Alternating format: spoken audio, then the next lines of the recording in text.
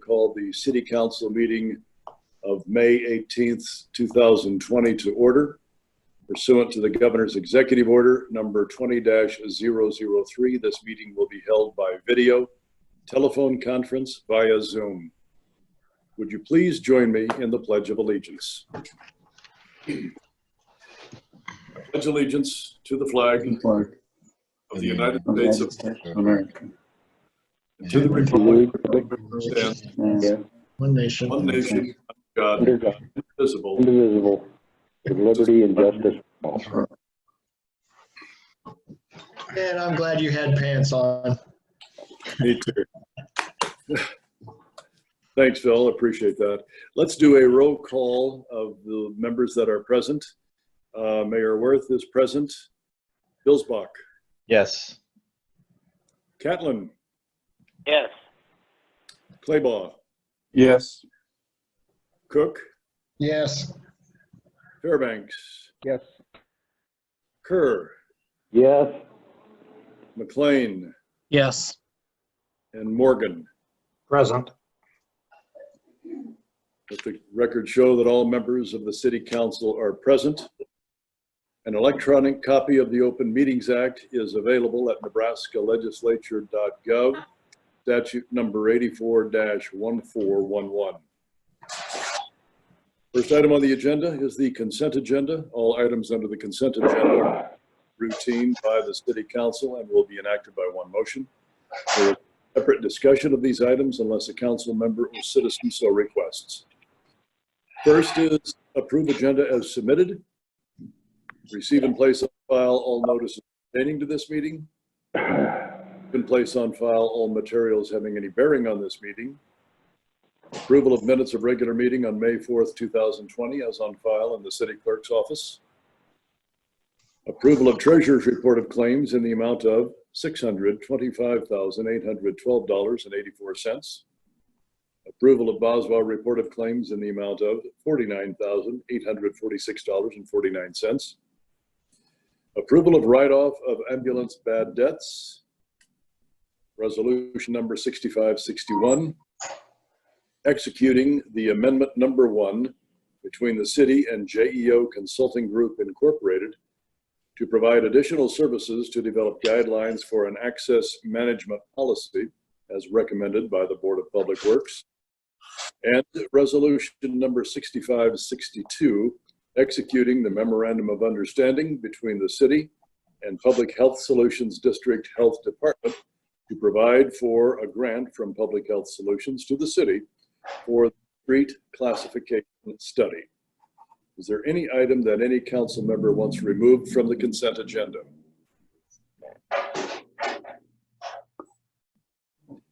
Anyone from the public?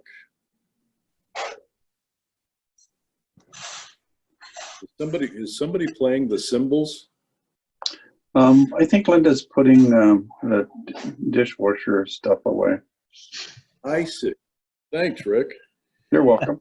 Anyone from the public? All right, Mr. Claybaugh. I move that the items listed under the consent agenda be approved, accepted, and are ratified as presented. Second. Moved by Claybaugh, seconded by Morgan, that all items listed under the consent agenda be approved. Your vote, Bilsbach. Yes. Catlin. Yes. Claybaugh. Yes. Cook. Yes. Fairbanks. Yes. Kerr. Yes. McLean. Yes. And Morgan. Yes. That motion passes 8-0. Thank you, gentlemen. We have no public hearings this evening. The next item is a resolution number 6563, executing any and all documents necessary to contract with Blackburn Technologies and Diode Communications to design and install the telecommunications system for the new fire station. I move that resolution number 6563 be passed and adopted. Second. Moved by Claybaugh, seconded by Cook, that resolution 6563 be passed and adopted. Tobias? Yes, so again, we're building the fire station. Obviously, we need to have internet services and computer lines and all that stuff run throughout the building. We've got a bid here from Diode Communications and Blackburn Technologies. As everybody knows, Diode Communications, home down in Diller. Blackburn Technologies, their home here is in Beatrice. Working with these two individuals to come in and provide these services for us. Diode's quote is right around $82,000. I think it might be just a smidge higher that in the actual final bid quote that we got from them. And Blackburn's is just a little under $8,000.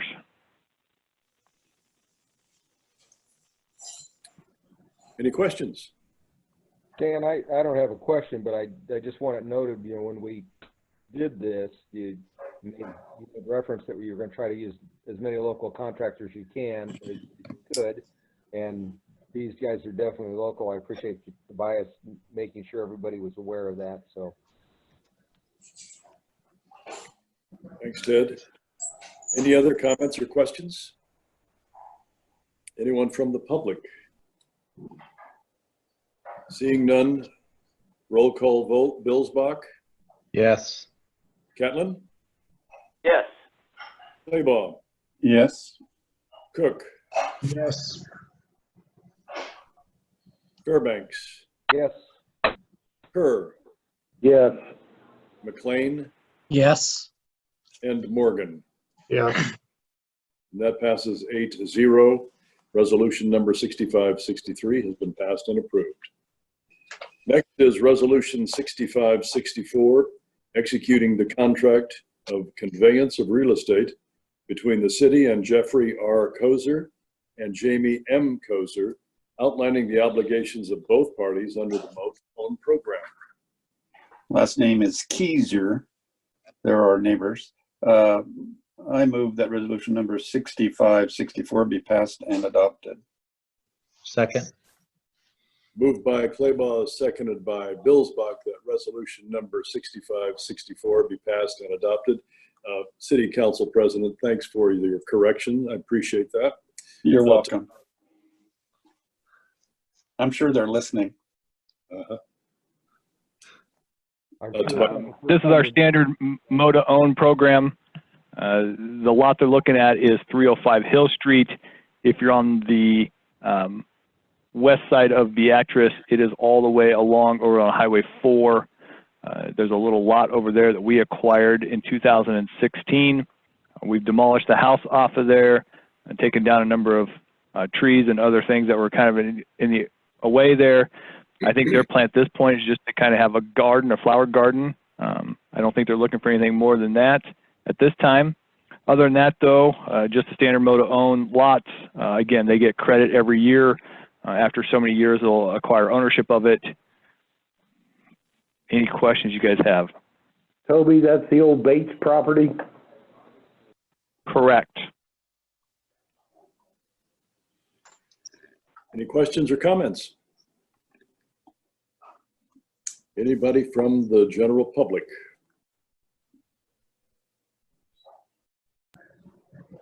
Hearing none, roll call vote. Billsbach, Yes. Catlin, Yes. Claybaugh, Yes. Cook, Yes.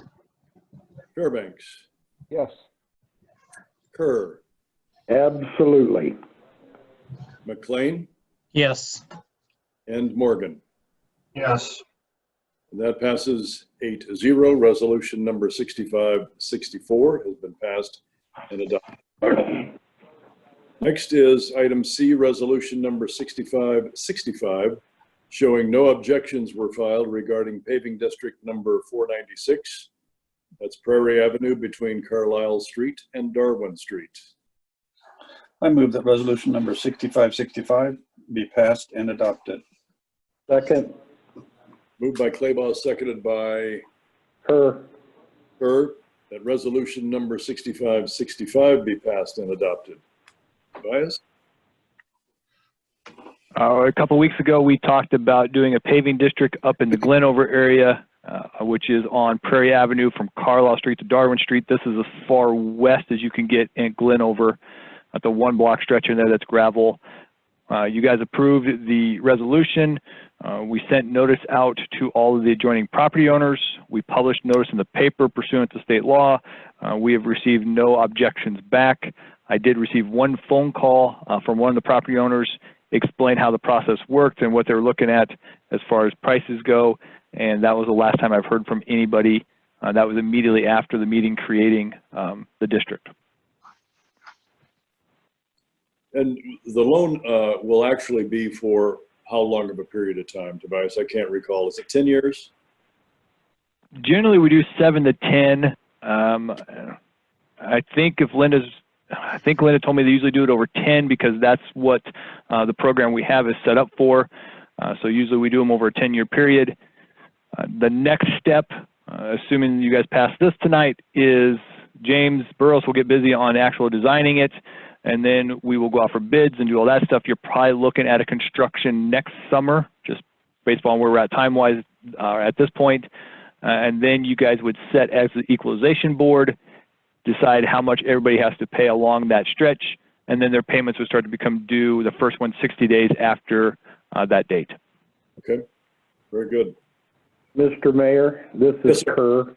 Yes, sir. This stretch of property that we've been trying to get a paving district on many times, it's been going on for about 10 years, and we've had 1 or 2 people oppose it. Now they have moved out, and the folks up there really want this paving district and to get rid of that gravel. And like I said, we've been working on it for 10, 11 years. So it's a good deal. Okay. Thank you, sir. Anybody else? Anyone that's joining us via phone from the public? All right, roll call vote. Billsbach. Yes. Catlin. Yes. Playbaugh. Yes. Cook. Yes. Fairbanks. Yes. Kerr. Yes. McLean. Yes. And Morgan. Yes. That passes 8-0. Resolution number 6565 been passed, adopted. Next is resolution number 6566, setting a public hearing date for the proposed annexation of property owned by Steve and Laura Mullins, located at Gage County parcel ID number 0050360000, commonly known as 824 South Sumner Street. I move that ordinance number 6566 be passed and adopted. Second. Second. Moved by Claybaugh, seconded by, was that Kerr? Yes. That resolution number 6566 be passed and adopted. Discussion? So we are looking to annex, and let me see. If you've got it there on your screen, it is a parcel of property that is just south of city limits. In fact, their northern boundary line touches city limits, as does about half of their eastern boundary line. The blue line on your map would be South Sumner Street that leads on out to the landfill. This area is about 10 acres. This is the tract we're looking to annex. Today they're served by electricity and they are served by city water. They're looking to come in and build a new house at that location, and in doing so, they need to hook up to city sanitary sewer. As part of that, they're looking to use TIF financing. As you know, in order to use TIF financing, you've got to be inside the city limits. And so this is the first step, is getting the annexation going. You'll also see the TIF then start working its way through as well. So on annexation, the first thing you do is pass a resolution setting a public hearing. That public hearing will be in a couple weeks, and then we'll have the public hearing, and then we'll start reading the ordinance 3 times. By the time we're all said and done, it'll be after the 4th of July, and then we'll be able to finalize their TIF at the same time. So this is step 1. Okay, questions? Tobias, looking on the map, is that on the west side of Sumner or the east side of Sumner? The east side? It is east side of Sumner Street. Okay.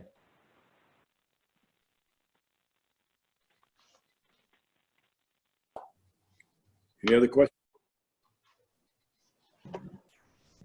Anyone from the public?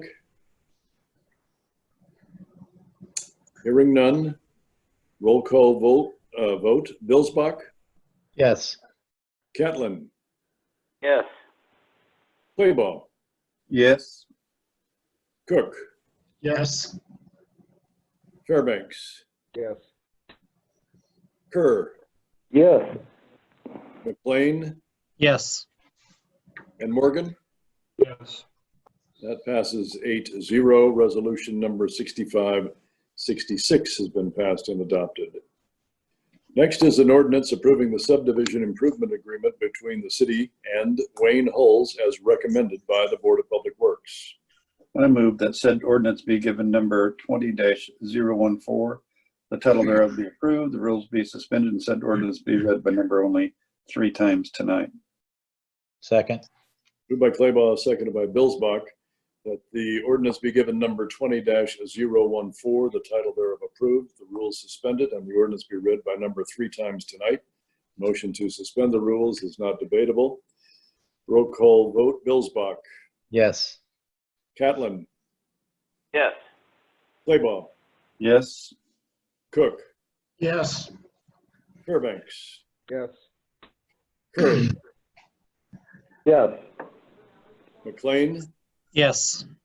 and Morgan. Yes. And that passes 8-0.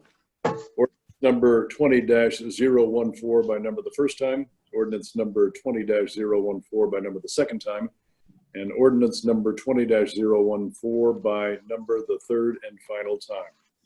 I move that ordinance number 20-014 be passed and approved.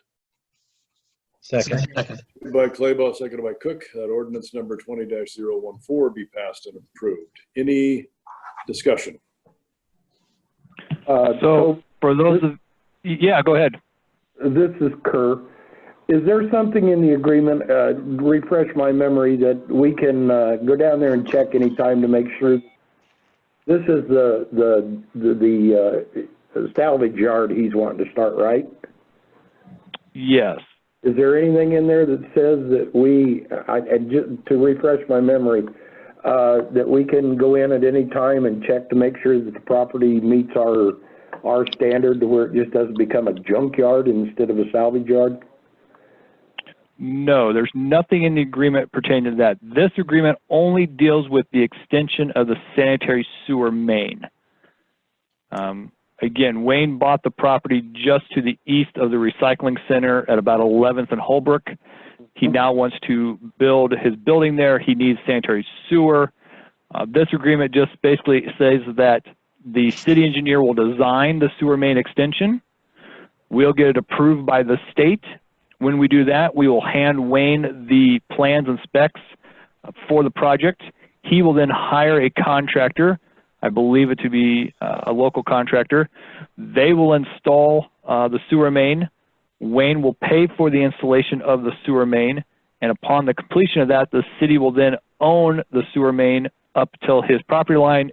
Everything inside his property line will be owned by Wayne, just like any other property. Okay. So that's the only thing it talks about in this agreement.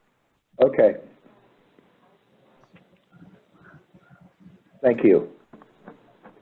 Any other discussion or comments? All right, hearing none, roll call vote. Billsbach, Yes. Catlin, Yes.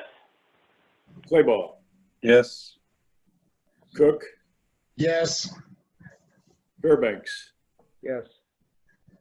Kerr, Yes. McLean, Yes. and Morgan. Yes. And that passes 8-0. Ordinance number 20-014 has been passed and approved. Next item on the agenda is the public forum. Purpose of the public forum is for the presentation of an item by the general public to the city council for consideration at a later date. No discussion or action will be taken by the city council at this time. Is there any council member that has anything for the public forum?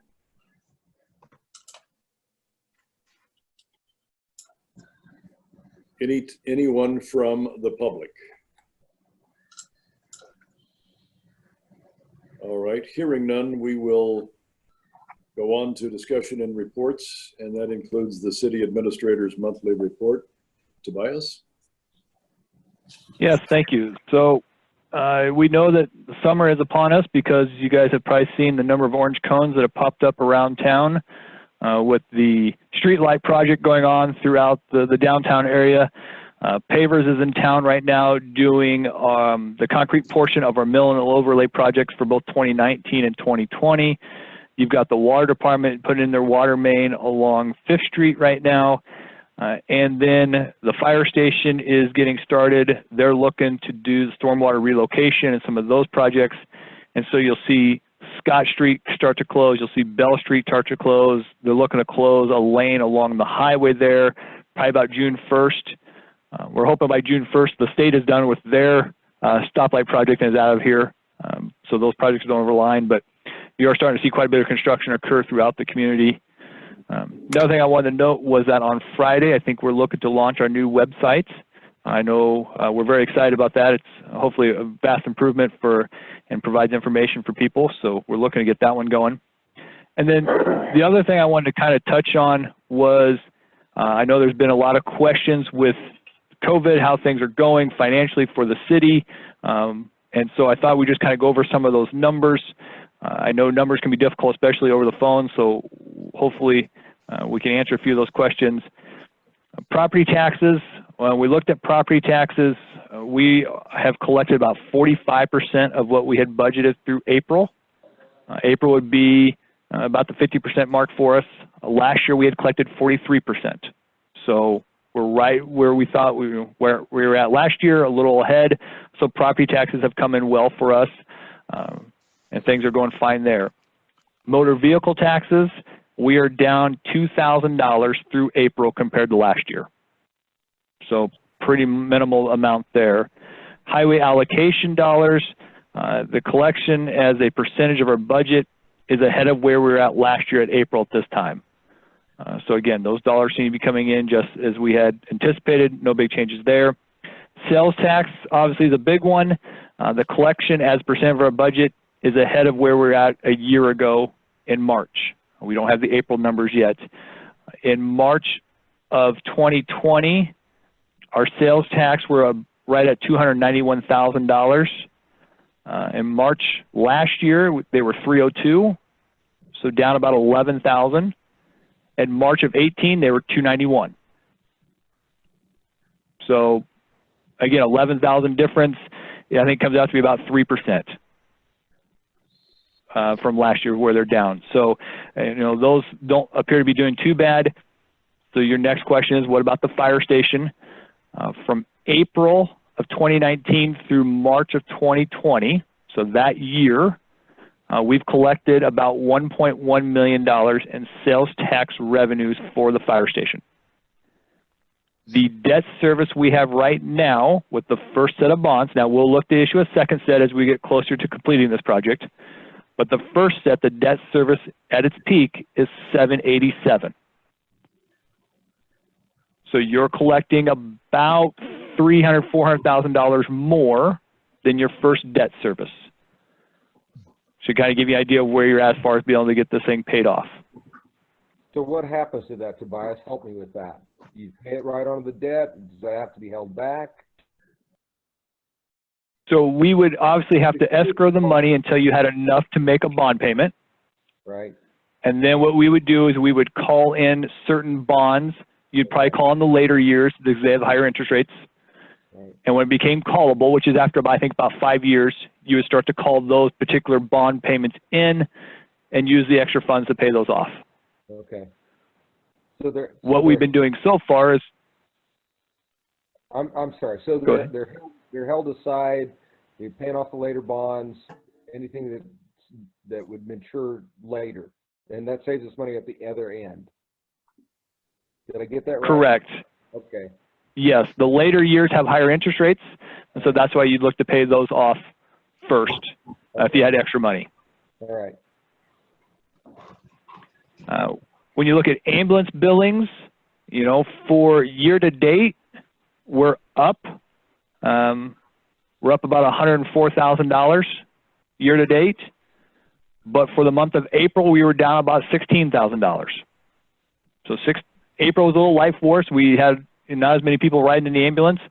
Obviously, there weren't as many transfers going out of the hospital. People kind of just hunkered down and stayed home a little bit more, but year to date, we're up. Lodging tax in April was down about $1,600. Was what lodging tax was down in April. Year to date, though, we've collected more this year than we had last year. Keno revenue was down in April about $6,000. Again, everybody plays Kenos or bars. They all close in the month of March. And so you couldn't go out and play Keno, and so the revenue really fell off. But year to date, we're up $3,000. Good news is when you look at lodging tax and Keno funds, the types of projects you have budgeted next year for those funds are improvements at Hannibal Park. There are improvements at Chief Standing Bear Trailhead. There are new ball fields at the YMCA. Those types of things are what you have funded for those types of revenue sources. So in the event they fell off and you couldn't afford them, you're not looking to have to cut services, you're not looking to have to cut personnel, those types of things. General fund expenditures, they're actually lower than they were at 2019 at this point. They're right in line. Same thing with street fund. Their expenditures are right where we said they would be at this point, and so nobody's spending a lot of extra money. Our employee benefit fund, this is for our self-insured health insurance plan, is actually up about $385 right now, $385,000. Knock on wood, we've had a good year so far, not a lot of claims, and so we've been able to, the money we budgeted, put it in and have it for cash reserves so that when you do have a bad turn, you have some money budgeted and set aside to help pay for those claims. When we looked at utilities, in April of this year, the utility billings for electric, water, and wastewater were down a total of $20,000 compared to last year. So when you look at three major utilities in which you bill, $1.5 million in a month for, they were down $20,000. A lot of that could be due to weather. We've noticed that residential heat this last year has been down. It was a milder winter, and so not as many people ran their furnaces and not as much, and so residential heat was down. But so all in all, when you kind of look at things, at least as far as the cities and the utility sides go, our utilities and city side, again, our finances are looking good at this point. So we don't see any big roadblocks right now, but obviously the next month we'll get some more information in and see where that number puts us as well. Questions? Looks surprisingly good. I would agree with you, Rick. I think April on the sales tax side is going to tell the tale. We won't have those numbers until May 20th, and then won't have those reportable until maybe a week or two thereafter. So that's kind of a figure that I'm interested in. But yes. In total, the report is telling us that we've kind of weathered the storm pretty well. Long way from over. I beg your pardon? Toby, It's a long ways from over. The storm's not over. Tobias, this is Kerr. On your, I don't know if this is the right place to bring it up, but on your health committee, I've been getting a lot of phone calls and asking questions about whether the pool will open, whether there'll be ball playing this summer. I'm thinking probably not, but I just kind of wanted to get what your health committee seems to think about this. Sure. So first off, with regards to the ball fields, under the directive health measure issued by the state, teams can start practice June 1st. They can start games, is it June 15th or 18th? It's one of those days right there. I don't remember exactly off the top of my head. So I would anticipate that you'll 18th. Yes. You'll look to see tournaments start to occur and fields being used at that time. You can't use concession stands at this point, and so that's something we've got to work through, but I do anticipate having fields used. I know Mark's getting them up and ready. On the pool, we haven't made a decision yet. We're still looking at things to see what makes the most sense. obviously, if we wait too long, you get too long in the season, then you got to decide was it worth opening the pool up at all. But I think you'll see that decision hopefully made relatively soon so that we can get chemicals ordered, get lifeguards trained up, do those types of things if that's the direction we decide to go. Now, will there be any kind of social distancing or any kind of restrictions put on the ball diamond plan, like for fans? You know what I'm saying? Yes, under the directive health measure ordered by the state, there are restrictions as far as fans go. It's only supposed to be fans from the immediate household. They're supposed to sit, in their family group and be 6 feet apart from one another. They can't be out there while the kids are warming up. They're supposed to stay in their vehicles. When your kid finally takes the field, then they're supposed to come out, sit down, watch the game. When the game's over, go back in their vehicle. Don't congregate around like what happens at times. Those types of rules have been written out by the governor in his directive health measure. I also think, Tobias, the bleachers are reserved for the players. Is that correct?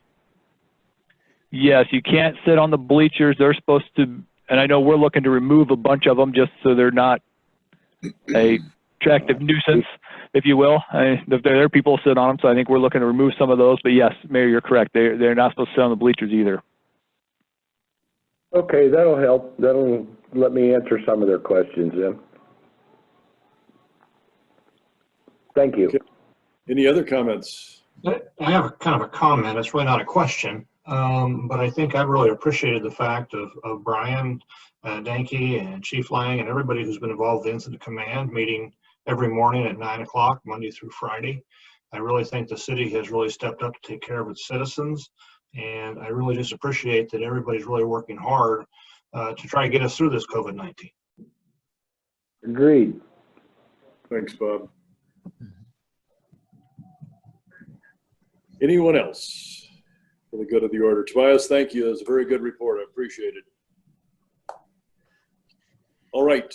Our next city council meeting is going to be on June 1st, 2020. And my guess is it also will be a Zoom meeting, hopefully within the next month or so, that we can all get back in the same chambers and are face-to-face with each other, and we can conduct business that way. Kind of miss us, don't you, Mayor? What's that? Kind of miss us, don't you? Yeah, I do, Rich. With that, there will be no work session in the month of May, which would be next Monday. So with that, I'll entertain a motion to adjourn. I move that the meeting be adjourned at 7:32 p.m. Second. Moved by Claybaugh, seconded by, I don't know who seconded it. Sir. Billsbach. And Billsbach, that the meeting be adjourned at 7:32 p.m. Roll call vote. Billsbach. Yes. Catlin. Yes. Claybaugh. Yes. Cook. Yes. Fairbanks. Yes. Fairbanks. Yes. Thanks. Kerr. Yes. McLean. Yes. And Morgan. Yes. All right, and that's 8-0. Thank you, gentlemen. Have a Thank you. weekend. Thank you. Hey. Be safe.